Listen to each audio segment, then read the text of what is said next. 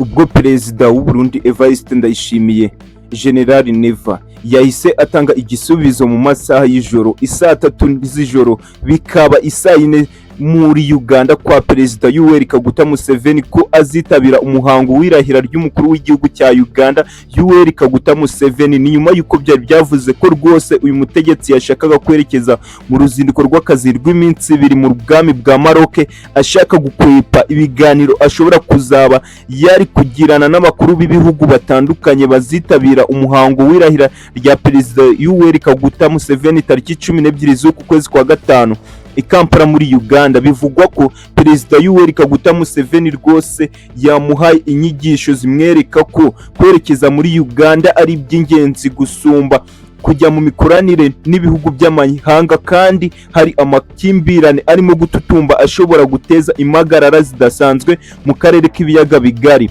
Bivugwa ko Perezida Museveni uyu munsi yagenye abantu bagomba kwerekeza Igitega mu gihugu cy'u Burundi kugira ngo batange ubutumwa bw'ingenzi yamusezeranije. Ariko bivugwa ko mbere yuko izi ntumwa rwose ziva i Kampala zerekeza Igitega, ubu ngubu Perezida w'u Burundi Ndayishimiye yamaze gusubiza Museveni ko azitabira uyu muhango w'irahira rye. Gusa kandi ku rundi ruhande amwe mu makuru y'ingenzi aravuga ko Perezida wa Repubulika Iharanira Demokarasi ya Kongo Felix Antoine Tshisekedi Tshilombo nawe azaba ari Kampala muri Uganda. Perezida wa Kenya Ruto n'abandi bakuru b'ibihugu batandukanye bakazahurirayo, ndetse binavugwa neza ko hazaba inama ikomeye cyane y'abakuru b'ibihugu isa nko gusasa inzobe bitandukanye, nuko yaba ari inama ishingiye kuri East African Community, ariko bigasa nkaho ari ibiganiro byo gusasa inzobe hagati y'ibihugu biri kurebana ayingwe muri aka karere, nk'uko amakuru y'ingenzi ava i Kampala muri Uganda abivuga. Gusa umwe mu bantu bakomeye mu mutekano w'u Burundi yagize ati harimo hibazwa uburyo protokole yazagenda mu buryo bwo kugira ngo abakuru b'ibihugu bombi bazabe barebana neza, ndetse n'icyubahiro cy'abakuru b'ibihugu kizakomeze kubungabungwa.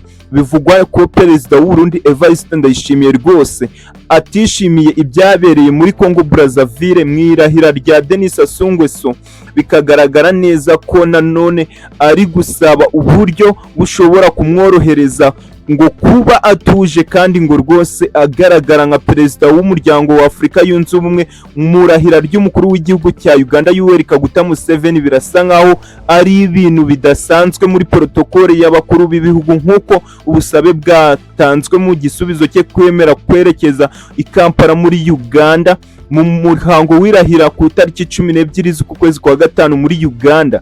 Ariko kandi ku rundi ruhande hari amakuru y'ingenzi avuga ko inama y'umukuru w'igihugu Perezida Ndayishimiye nabo tuvuga ko ari abajyanama cyangwa se abasomambike be mu mitegekere y'iki gihugu cy'u Burundi banzuye ko byanga bikunda abasirikare bari barazamuwe ku mupaka w'u Burundi n'u Rwanda bagomba nibura gusubira inyuma mu birometero 15 bakava aho bari kuko bisa nkaho ibi bintu bari kubona ko bishobora guteza akaduruvayi gakomeye. Ni nyuma yuko hari amakuru y'ingenzi avuga ko Tanzania isa nkaho nayo yatangiye gusaba ab'imbere bari hafi ya Perezida Ndayishimiye kureka umugambi wari washizwe imbere washigikiwe n'Ububiligi, Angola ndetse na Tanzania, Repubulika Iharanira Demokarasi ya Kongo, mu rwego rwo gushakira amahoro aka karere. Bigatekerezwa ko Tanzania ya Mama Samia Suluhu Hassan itangaje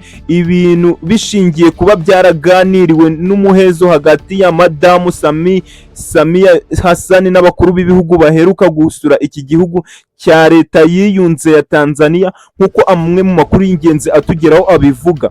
Kimwe mu bitangazamakuru cyandikirwa mu ntoki cyangwa se mu mpapuro muri Tanzania cyavuze ko byanga bikunda umutekano w'akarere ushingira nanone ku gukomera kwa diplomasi, kandi ko bigaragara ko abakuru b'ibihugu bya Afurika y'Iburasirazuba barusha abandi bakuru b'ibihugu basigaye ku mugabane wa Afurika mu gukora muvoma zirimo gukomeza ubuhahirane bushingiye ku kubakira kuri diplomasi y'ubwubahane burimo n'ubwinsanzure no korosha ubumwe buba buri kugenda buri kurushaho gutatana havugwa amakimbirane. Bivugwa ko ingendo z'abakuru zifite umumaro munini cyane mu kugabanya atansiyo yari yatangiye kuzamuka muri aka karere k'ibiyaga bigari nk'uko amakuru y'ingenzi atugeraho akomeza kubivuga. Narindi muri izo nkuru zisa nkaho ari diplomasi mu rwego mpuzamahanga.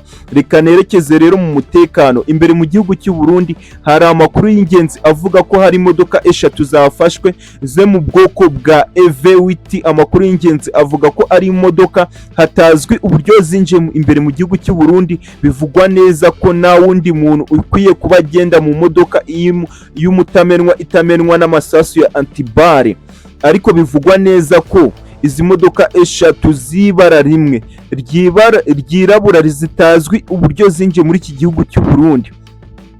Bivugwa neza ko yaba ari kompanyi ikodesha amamodoka imbere mu gihugu cy'u Burundi mu murwa mukuru w'ubukungu Bujumbura, zikaba zigendwamo n'abafite agafaranga abo bise abaherwe. Ariko amwe mu makuru ye mu nzego z'ubutasi z'igisirikare cy'u Burundi bivugwa ko yaba ari umugambi uri gutegurwa ubishingiye ku bimaze iminsi bivugwa bya kudeta iri kunugwanugwa ko haba hari abantu baba bashaka kujya mu bitendo byo kwitambika imodoka y'umukuru w'igihugu bakoresheje izi modoka, ku buryo nibura zishobora kuresista bigateza akaduruvayi gashobora kuvamo akavuyo gakomeye, kuko n'abasirikare basa nk'abacitsemo ibice bakaba batangira kubomboradana nk'uko amakuru y'indani yayandi tuvuga ko atajya apfa gusohoka abivuga. Gusa kandi ku rundi ruhande haribazwa uwazizanye. Iyi kampani isanzwe ikodesha imodoka i Bujumbura iravuga neza ko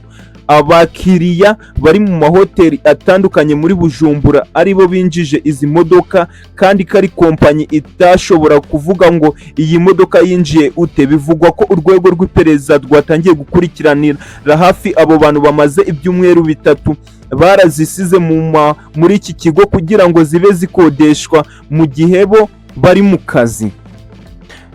Izi modoka z'abanyamahanga, ariko uteye icyumvirizo gikomeye cyane wahita wibaza ni ibiki byaba bituma hari ikintu nk'iki gishobora kuba imbere mu gihugu cy'u Burundi.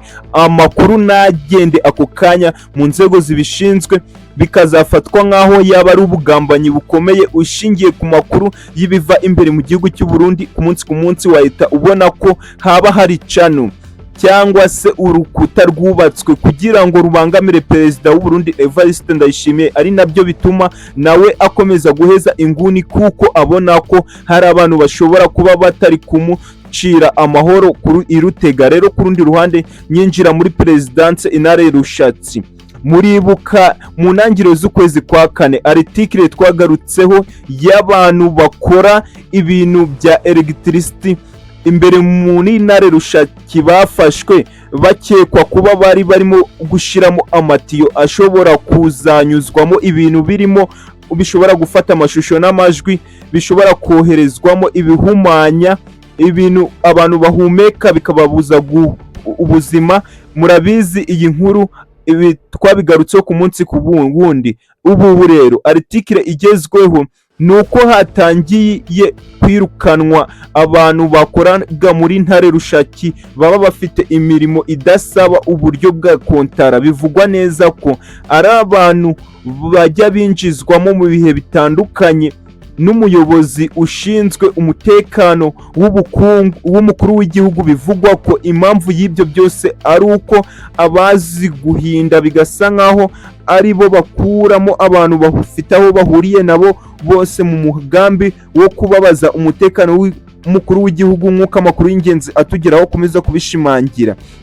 Nateye icyumvirizo menya ko ari impamvu ituma ko abo bantu baba bashobora kubangamira ituze rya Perezida Evariste Ndayishimiye. Amakuru y'ingenzi avuga ko hari abakozi 2 muri Intare Rushatsi baherutse kurwara kandi bagera kure cyane. Amwe mu makuru y'ingenzi avuga ko kugera kure cyane kwabo bikekwa kuba hari wanduje bano bakozi 2 bo muri Intare Rushatsi. Mbese ndavuga ibintu bishobora gutuma umuntu ahumana, nk'uko amakuru y'ingenzi akomeza kubivuga. Bivugwa ko mu minsi isize hari uburyo harimo kwicwa k'umutekano wa systeme y'umukuru w'igihugu cy'u Burundi.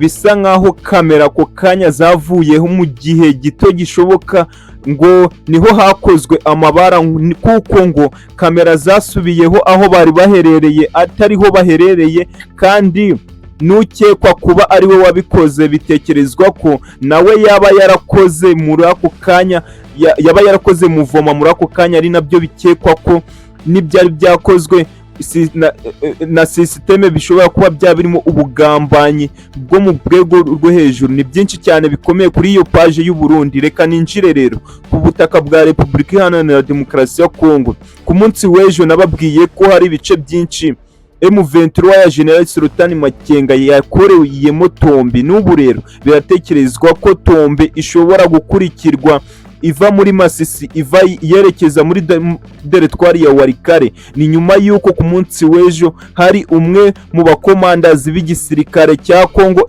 FARDC wari Teritwari ya Rumwenga yiweruye akavuga ko nubwo bari gucungira Mwenga hafi ngo n'agasantere bitagwa mu biganza by'inyeshamba za M23, ariko ko M23 yamaze kubagota. Nyuma y'uko hari amakuru avuga ko hari amabuye y'agaciro agera kuri toni 4 ziherutse kuburirwa irengero, ndetse n'abasirikare barenga 40 ba FARDC bakaburirwa irengero. Bitekerezwa ko abo basirikare bashobora kuba bari ba undercover ba M23 bagatanga amayira atuma ayo mabuye y'agaciro atambutswa, bagahita bajya n'ubundi mu bice bigenzurwa na M23. Bigatekerezwa ko M23 ishobora kuba hari uburyo yamaze kwinjira nka virusi imungwa FARDC, ku buryo abasirikare ba FARDC basigaye bishikiriza M23 mu buryo bworoshe. Bigatekerezwa ko atari kwishikirizwa bisanzwe, ahubwo n'ubundi baba baramaze gutwarwa, ahubwo bagakomeza gukorana na FARDC. Ari byo bituma M23 ikomeza gutsinda FARDC mu bihe bitandukanye. Ni byinshi cyane bikomeye, byose biri ku mutekano na politike na diplomasi. Mwibutsa gukora subscribe ndetse na comment kugira tuze tubana 5 kuri 5. Mubwira ati asante sana.